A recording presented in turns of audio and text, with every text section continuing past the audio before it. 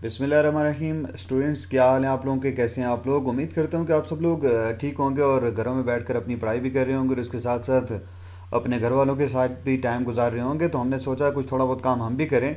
तो photo electric effect के हवाले से आज हम डिस्कस करेंगे कि फ़ोटो इलेक्ट्रिक इफेक्ट क्या है और किस तरह से इसको एक्सप्लेन किया गया है। तो आज हम शुरू करते हैं फ़ोटो इलेक्ट्रिक इफेक्ट। सबसे पहले डेफिनेशन है, when light of suitable energy and frequency false on A metallic surface, electrons ejected from the metal.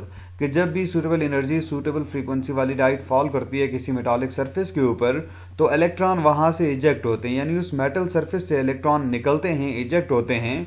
तो ये जो फिनोमेना है, this phenomena is called photo electric effect and ejected electrons are known as photoelectrons because these electrons are ejected due to light। ये जो phenomena है इसको हम photo electric effect कहते हैं और यहाँ से जो इलेक्ट्रॉन निकलते हैं उनको हम कहते हैं फोटो इलेक्ट्रॉन।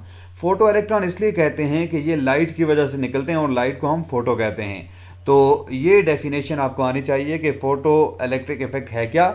जब भी लाइट फॉल करेगी, शाइन करेगी किसी मेटालिक सरफेस के ऊपर और सूटेबल एनर्जी हो, उसके पास इनफ एनर्जी हो कि इलेक्ट्रॉन को इजेक्ट कर सके और एक स्पेसिफिक फ्रीक्वेंसी हो, तो फिर इलेक्ट्रॉन निकलेंगे। ये जो इजेक्शन होगी इलेक्ट्रॉन की, ये जो फिनोमेना होगा, इसको हम फोटो इलेक्ट्रिक इफेक्ट कहते हैं। और जो इलेक्ट्रॉन निकल रहे होते हैं उनको हम क्या कहते हैं? उनको हम फोटो इलेक्ट्रॉन्स कहते हैं। ये डेफिनेशन आपने जहन में रखनी है। ये अपरेटस है जो हम यूज़ करते हैं फोटो इलेक्ट्रिक इफेक्ट को स्टडी करने के लिए, फोटो इलेक्ट्रिक इफेक्ट को एग्जिबिट करने के लिए, शो करने के लिए। तो आप ये देखते हैं कि यहाँ से लाइट फॉल कर रही है आपकी, ये टारगेट मटेरियल है। टारगेट भी कहते हैं इसको, इमिटर भी कहते हैं। कि यहाँ पर जब लाइट फॉल करेगी, स्ट्राइक करेगी, तो यहाँ से इलेक्ट्रॉन निकलेंगे और ये इलेक्ट्रॉन मूव करेंगे कलेक्टर की तरफ। ये जो कप आपको नजर आ रहा है, ये कलेक्टर कप है। इन दोनों के दरमियान पोटेंशियल डिफरेंस हम मेंटेन करते हैं। किस तरह से मेंटेन करते हैं कि यहाँ बैटरी के साथ इनको हम कनेक्ट करते हैं और फिर यहाँ पे ये जो पोटेंशियल डिफरेंस होता है दोनों के दरमियान, उसको एडजस्ट किया जा सकता है। किस तरह से एडजस्ट करते हैं? ये जो रेजिस्टेंस है, स्लाइडिंग कॉन्टेक्ट से हम रेजिस्टेंस को कम या ज़्यादा कर सकते हैं, ठीक है। और जब रेजिस्टेंस कम या ज़्यादा होगी, पोटेंशियल डिफरेंस भी फिर इस तरह से एडजस्ट की जा सकती है। तो यहाँ से जब इलेक्ट्रॉन निकलेंगे वो ट्रैवल करेंगे इस दर कलेक्टर की तरफ और यहाँ से वो एक्सटर्नल सर्किट में से ट्रैवल करेंगे। तो यहाँ पर आप ये जो करंट होगा इसको मेजर कर सकते हैं। ये जो इलेक्ट्रॉन निकलेंगे तो इनको स्टडी कर सकते हैं, इनको एनालाइज कर सकते हैं कि किस टाइम पर इलेक्ट्रॉन ज़्यादा हैं, किस टाइम पर कम हैं। और जब इंसिडेंट लाइट आ रही है तो उसका क्या इफेक्ट होता है। जब पोटेंशियल डिफरेंस आप मेंटेन करते हैं, ज़्यादा करते हैं तो फिर क्या होता है, कम करते हैं तो क्या होता है। ये सारी चीज़ें यहाँ से इस ऑपरेटर से आप स्टडी कर सकते हैं।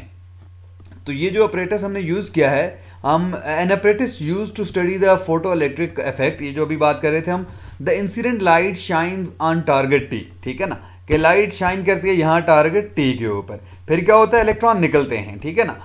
यहाँ से इजेक्टिंग इलेक्ट्रॉन निकलते हैं which are collected by collector cup C, जो कि कलेक्टर कप जो होता है सी, वो कलेक्ट करता है इन इलेक्ट्रॉन्स को। इलेक्ट्रॉन्स मूव करते हैं, ठीक है, सर्किट के अंदर in direction opposite to the conventional current, ठीक है। कन्वेंशनल जो करंट है, कन्वेंशनल एरो है, यहाँ पे देखिए कन्वेंशनल करंट आपका ये आ रहा है, ठीक है ना, राइट को है। यहाँ से जो इलेक्ट्रॉन होंगे वो लेफ्ट को मूव करेंगे। ये चीज़ आपने ध्यान में रखनी है कि जो यहाँ से फोटो इलेक्ट्रॉन्स होंगे that will move opposite to conventional current. ये जो कन्वेंशनल करंट होगा उसके अपोजिट मूव करेंगे। तो ये चीज़ें आपने जहन में रखनी है। साथ में the batteries and the variable resistor are used to produce and adjust. जो पहले मैंने बात की है कि जो बैटरीज और जो वेरिएबल रेजिस्टर हम यूज करते हैं, ठीक है ना, ये पोटेंशियल डिफरेंस को प्रोड्यूस करने के लिए और एडजस्ट करने के लिए टी और सी के दरमियान। ये जो टारगेट है, हमारा टारगेट मटेरियल है, ठीक है, ये जो हमारा टारगेट है टी और सी, इनके दरमियान पोटेंशियल डिफरेंस प्रोड्यूस और उसको एडजस्ट करने के लिए हम जो है ये बैटरीज यूज करते हैं। और फिर ये जो वेरिएबल रेजिस्टेंस है, रेजिस्टेंस आपकी चेंज हो सकती है, कम या ज़्यादा कर सकते हैं। तो इसको यूज़ करते हुए हम यहाँ पर जो है पोटेंशियल डिफरेंस को मेंटेन करेंगे, अपनी मर्जी के मुताबिक हम उसको चेंज कर सकते हैं, ठीक है। If we set up a suitable potential difference del V between the surface T, emitter जिसको कहते हैं, एंड द सरफेस सी जिसको हम कलेक्टर कहते हैं, ठीक है, we can sweep these ejected electrons and measure them as photo electric current in the external circuit. कि यहाँ पर अगर हम सुटेबल पोटेंशियल डिफरेंस मेंटेन करते हैं सी और टी के दरमियान, टारगेट और कलेक्टर के दरमियान, तो हम क्या कर सकते हैं, ये जो इलेक्ट्रॉन्स होंगे ये मूव करेंगे एक्सटर्नल सर्किट के अंदर और फिर वहां पे हम मेजर कर सकते हैं, ठीक है ना, कि कितना करंट गुजर रहा है, कितना करंट पास हो रहा है एक्सटर्नल सर्किट के अंदर से। हम फिगर ए, ठीक है, अभी हम फिगर ए यहाँ पे है कर्व ए, ये जो कर्व ए है और कर्व बी है, ठीक है ना, ये क्या करता है, figure A shows the photo electric current as a function of the potential difference del V, कि यहां पर जो आपके पास ये फोटो इलेक्ट्रिक करंट है, it is the function of potential difference between C and T, collector और target के दरमियान जो पोटेंशियल डिफरेंस है उनका फंक्शन है ये। तो यहां पे ये देखें कि हम जो हम बढ़ाते हैं पोटेंशियल डिफरेंस तो आपका करंट भी बढ़ता है, लेकिन एक टाइम ऐसा आता है जब आपका करंट जो होता है वो मैक्सिमम वैल्यू पे चला जाता है और मजीद आप जितना मर्जी पोटेंशियल डिफरेंस बढ़ाएं तो कोई इफेक्ट नहीं होता करंट के ऊपर। ये जो वैल्यू आती है, ये जो टाइम आता है, ये सैचुरेशन वैल्यू है। यहां पे पहुंचकर आपका जो करंट है वो सैचुरेटेड हो जाता है, यानी कि मजीद आप वोल्टेज बढ़ाते जाएंगे तो कोई करंट प्रोड्यूस नहीं होगा। इसका मतलब ये हुआ कि जितने भी इलेक्ट्रॉन निकलते हैं वो सारे के सारे आपके कलेक्टर पे पहुंच गए हैं, मजीद कोई इलेक्ट्रॉन जो है वो कलेक्टर पे नहीं पहुंचता। इस वजह से आपका फोटो इलेक्ट्रॉन या फोटो इलेक्ट्रिक करंट जो है वो प्रोड्यूस नहीं होता, वो मैक्सिमम वैल्यू पे आ गया है। और ये जो सेकंड आपका ग्राफ है, ग्राफ बी, जस्ट सेम यही चीज शो कर रहा है, लेकिन यहाँ पे करंट ज्यादा है, सैचुरेशन वैल्यू भी ज्यादा है, ठीक है, इलेक्ट्रिक करंट यहाँ पे फोटो इलेक्ट्रॉन भी ज्यादा निकल रहे हैं। तो ये डिपेंड करता है किसके ऊपर, जस्ट इंटेंसिटी आपने डबल कर दी है, ठीक है ना। ये जो सैचुरेशन आपकी है यहाँ पे इंटेंसिटी आपने लाइट इंटेंसिटी जो फॉल करवा रहे हैं वो डबल कर दी है, तो यहाँ पे ये इफेक्ट होता है। फिर एक और चीज ऑब्जर्व करें कि जब आप कम करते हैं पोटेंशियल डिफरेंस को, आप कम करते हैं और आखिर में आप जीरो ले आते हैं, यहाँ पे जीरो आ जाता है, पोटेंशियल डिफरेंस जीरो है, लेकिन आप ये देखें कि करंट यहाँ पे जीरो पे ड्रॉप नहीं होता, ठीक है ना, करंट स्टिल फोटो करंट आपका है, उसकी कुछ वैल्यू होती है। तो इसका मतलब क्या है, इसका मतलब ये हुआ कि जब आपने पोटेंशियल डिफरेंस जीरो कर दिया फिर भी कुछ ना कुछ इलेक्ट्रॉन निकल रहे हैं और वो कलेक्टर पे पहुंचते हैं, जिसकी वजह से आपका एक्सटर्नल सर्किट में करंट प्रोड्यूस हो रहा है। तो आप इसको जीरो करना चाहते हैं, तो जीरो करते हैं तो आप रिवर्स कर देंगे, आप पोटेंशियल डिफरेंस को रिवर्स करते हैं, ठीक है, रिवर्स करते करते यहां पे जब पहुंचते हैं -V0 पे, तो यहां पे आपका जो करंट हो जाता है वो जीरो हो जाता है। तो ये जो पोटेंशियल होगा इसको हम कहेंगे स्टॉपिंग पोटेंशियल। यहाँ पे जितने भी आपके इलेक्ट्रॉन होंगे, यहाँ पे ये जो टाइम आएगा ना इस पोटेंशियल पे, जो मोस्ट एनर्जेटिक इलेक्ट्रॉन होंगे वो भी रिपेल हो जाएंगे, वो भी बैक को मूव करेंगे, ठीक है ना, वो भी कलेक्टर पे नहीं पहुंचेंगे। तो आपका जो फोटो करंट होगा दैट विल बी जीरो, ठीक है ना, और ये स्टॉपिंग पोटेंशियल होगा। इसको हम एक्सप्लेनेशन जो लिखी है वो देख लेते हैं कि we assume that if the collector is at higher potential, कि हम एज्यूम करते हैं जब कलेक्टर हायर पोटेंशियल के ऊपर हो इमिटर के मुकाबले में, और डेल वी जो पोटेंशियल डिफरेंस हो वो लार्ज हो उन दोनों के दरमियान, ठीक है, तो फोटो इलेक्ट्रिक करंट जो होगा वो एक कांस्टेंट सैचुरेशन वैल्यू पे पहुंच जाएगा, जिसके ऊपर तमाम के तमाम इलेक्ट्रॉन जो इमर्ज होंगे इमिटर में से, ठीक है, वो सारे के सारे कलेक्टर पे इकट्ठे हो जाएंगे, कलेक्टर उनको कलेक्ट कर लेगा। और अगर हम पोटेंशियल डिफरेंस रिड्यूस करें, जो मैंने पहले बात की ग्राफ से, कि हम पोटेंशियल डिफरेंस को अगर रिड्यूस करें, जीरो पे ले आए, तो फोटो इलेक्ट्रिक करंट जो होता है वो जीरो नहीं होता, वो ड्रॉप नहीं होता जीरो पे। क्यों? क्योंकि इलेक्ट्रॉन्स अभी भी कुछ ना कुछ निकल रहे हैं, ठीक है ना, वो एक डिफरेंट स्पीड के साथ मूव कर रहे हैं, और ये इलेक्ट्रॉन जब जाते हैं कलेक्टर के ऊपर तो आपको करंट मिलेगा। अगर ठीक है, हम क्या करते हैं, हम जीरो करना चाहते हैं, अगर हम कहते हैं फोटो करंट जीरो हो जाए तो करंट कोई भी इलेक्ट्रॉन कलेक्टर के ऊपर ना पहुंचे, तो क्या करेंगे, हम रिवर्स कर देंगे साइन ऑफ पोटेंशियल डिफरेंस, ठीक है, और इतना ज्यादा रिवर्स करेंगे कि मोस्ट एनर्जेटिक एमिटेड इलेक्ट्रॉन जो होंगे, जो एमिट होते हैं, ठीक है, यहाँ आपका इमिटर से, वो भी आपके कलेक्टर पर नहीं पहुंचेंगे, और इस तरह से जो फोटो इलेक्ट्रिक करंट होगा वो क्या हो जाएगा, वो जीरो हो जाएगा। और ये जो मैग्नीट्यूड होगा इस नेगेटिव पोटेंशियल डिफरेंस का, इसको हम कहते हैं stopping potential. V0 is equal to del V, this is your stopping potential, ठीक है, इसको हम स्टॉपिंग पोटेंशियल कहते हैं। द मोस्ट एनर्जेटिक इलेक्ट्रॉन्स, अब हम काइनेटिक एनर्जी की बात करते हैं, उनकी काइनेटिक एनर्जी क्या होगी, के मैक्सिमम से हम शो करेंगे, स्टॉपिंग पोटेंशियल जो होगी वो इसके साथ रिलेट करेंगे हम, कि इस अगर काइनेटिक एनर्जी के मैक्सिमम है तो stopping potential should be equal to this, कि वो इसको रोक ले, ठीक है ना, अदरवाइज अगर इससे कम होगी तो फिर वो नहीं रोकेगी।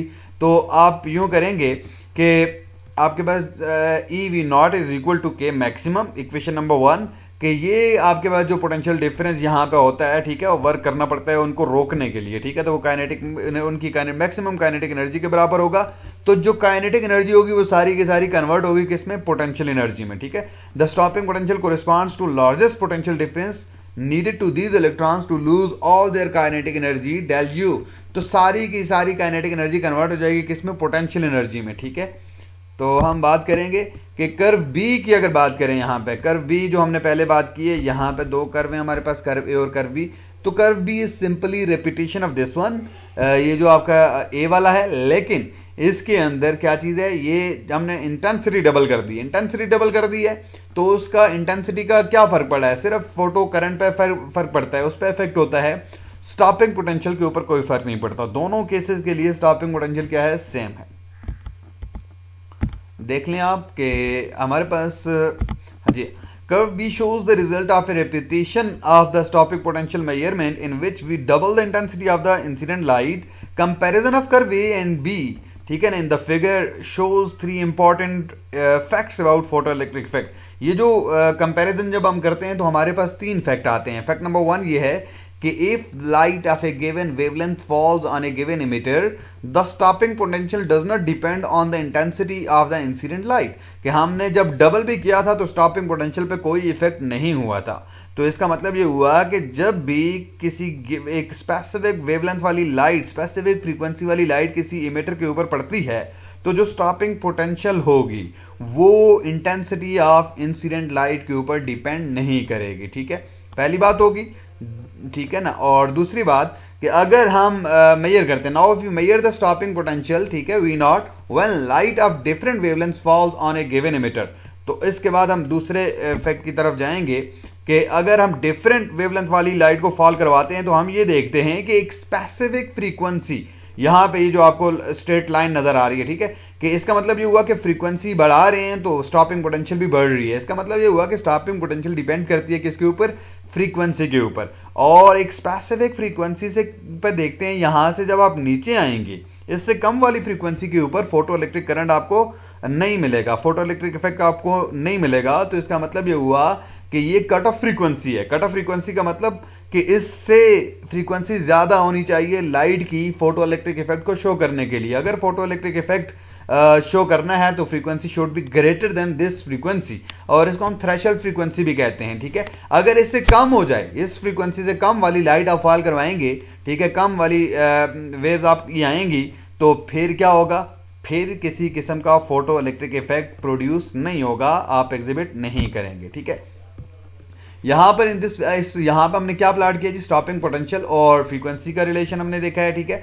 तो ये प्लॉट जो स्ट्रेट लाइन है, इसका मतलब ये हुआ कि फ्रीक्वेंसी बढ़ेगी स्टॉपिंग पोटेंशियल के बढ़ने के साथ साथ, दोनों एक दूसरे के साथ डायरेक्टली रिलेटेड हैं, एक चीज बढ़ेगी दूसरी भी बढ़ेगी, ठीक है। तो यहां से हमें दूसरा फैक्ट हमारे सामने आता है, the frequency of the light falling on a given emitter must be greater than a certain value f naught, otherwise the photoelectric effect will not occur। कि जो आपकी फ्रीक्वेंसी है, लाइट जो फॉल कर रही है, ठीक है, किसी भी इमिटर के ऊपर, तो उसकी फ्रीक्वेंसी एक स्पेसिफिक फ्रीक्वेंसी से ज्यादा होनी चाहिए, ठीक है, एफ नॉट से या थ्रेशोल्ड फ्रीक्वेंसी से ज्यादा होनी चाहिए, otherwise photo electric effect produce नहीं होगा। और ये जो कट ऑफ फ्रीक्वेंसी होती है डिपेंड करती है सिर्फ और सिर्फ मटेरियल के ऊपर जिससे इमिटर बना होता है, और it is totally independent of intensity of incident light, कि जो इंसिडेंट लाइट होती है उसकी इंटेंसिटी से ये बिल्कुल भी इंडिपेंडेंट होती है, उसके ऊपर इसका कोई इफेक्ट नहीं होता।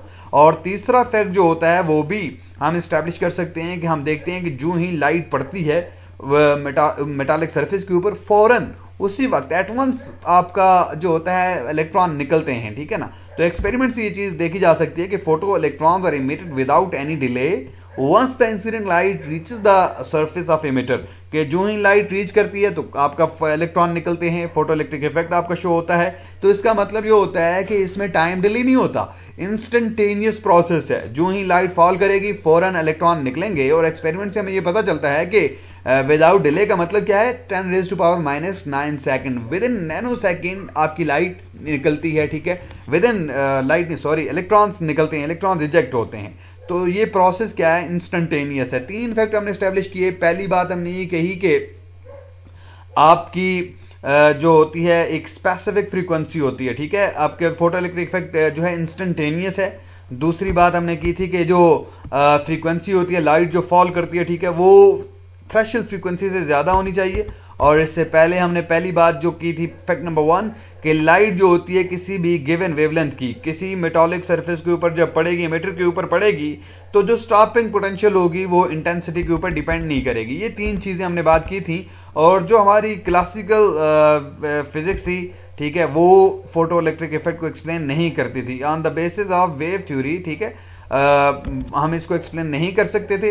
तो फिर इसको आइंस्टाइन ने जो है वो इसके हवाले से एक हमें एक इक्वेशन दी, आइंस्टाइन ने इसकी एक्सप्लेनेशन दी, और आइंस्टाइन को इसी की बेस पर जो है वो नोबेल प्राइज भी मिला था। Einstein analysis of the photo electric effect 1905 में आइंस्टाइन ने ये शो किया था कि फोटोन कॉन्सेप्ट जो है वो एक्सप्लेन कर सकता है तीनों फैक्ट्स को। ये जो तीनों फैक्ट्स की हमने बात की है, तीनों के तीनों को एक्सप्लेन कर सकती है, ठीक है, आइंस्टाइन का जो फोटोन कॉन्सेप्ट है। और उसने ये इक्वेशन लिखी थी उस वक्त, जिसको हम अभी आइंस्टाइन फोटो इलेक्ट्रिक इक्वेशन कहते हैं। वो कहता है कि आपका ठीक है, कोई भी फोटोन है, ठीक है, लाइट है, ठीक है, वो स्ट्राइक करेगी आके मेटालिक सरफेस के ऊपर, और उसकी एनर्जी HF है। तो और वो एनर्जी जो होगी वो आगे इस्तेमाल होगी फाई, ठीक है। फाई जो है ये वर्क फंक्शन है, किसी भी हर एक मेटल का अपना वर्क फंक्शन होता है, प्लस जो बाकी एनर्जी बच जाएगी वो इलेक्ट्रॉन की काइनेटिक एनर्जी हो जाएगी। इलेक्ट्रॉन काइनेटिक एनर्जी के बाकी जो एनर्जी होगी वो काइनेटिक एनर्जी के तौर पर इस्तेमाल होगी। जितनी एनर्जी फोटोन ने आके दी, कुछ एनर्जी इस्तेमाल होगी वर्क फंक्शन के तौर पर, जो बाकी बची वो इलेक्ट्रॉन की काइनेटिक एनर्जी है। तो ये जो इक्वेशन है ये कंसिस्टेंट है, ठीक है, और तीनों फैक्ट जो है इसको यूज करके हम एक्सप्लेन कर सकते हैं। This equation suggest that a single photon arrives with an energy HF into the emitter. Some part of this energy called the work function phi of the material that forms the emitter is used up in causing the electrons to escape from the emitter. कि work function के तौर पर इस्तेमाल हो जाती है कि electron को इजेक्ट करने के लिए जिस मटेरियल से इमिटर बनाया गया है उसमें से इलेक्ट्रॉन को निकालने के लिए कुछ एनर्जी आपकी इस्तेमाल हो गई, और बाकी जो बची the remaining energy HF minus phi is the maximum energy के maximum that the electrons have after it has emerged from the surface of the emitter. कि ये वो एनर्जी होगी जो इलेक्ट्रॉन के पास होगी जब वो इमर्ज हो जाएंगे, निकल जाएंगे, ठीक है ना, इमिटर में से। अब हम आइंस्टाइन की इक्वेशन को देखते हैं कि तीनों फैक्ट्स को किस तरह से ये एक्सप्लेन करती है।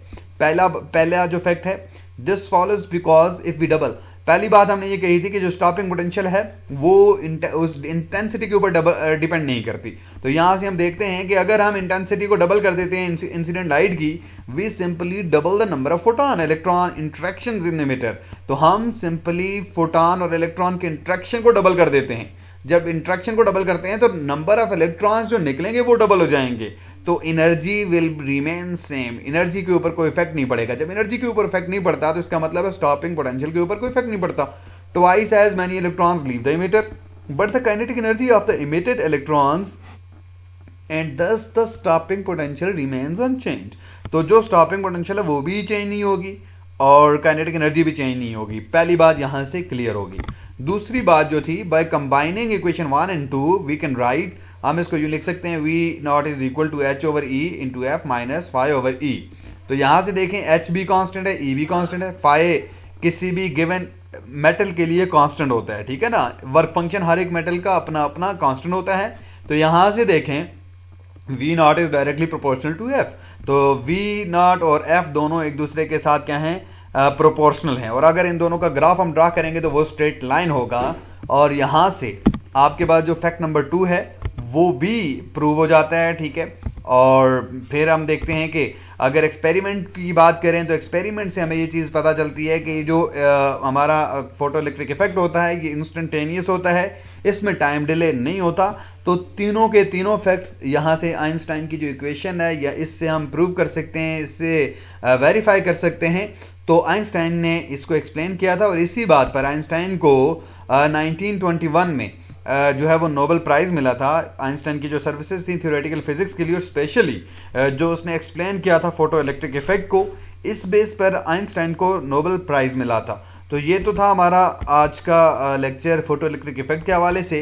और आप मैं उम्मीद करता हूँ कि आप लोगों को ये समझ आया होगा। यहाँ पर अगर कहीं पे कोई मसला आता है, कोई परेशानी आती है, कोई चीज़ आपको समझ नहीं आई, तो आप मुझसे कांटेक्ट कर सकते हैं, ठीक है, मुझे मैसेज कर सकते हैं, कमेंट्स में बता सकते हैं।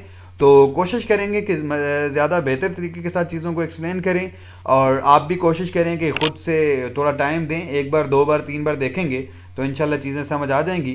Thank you very much.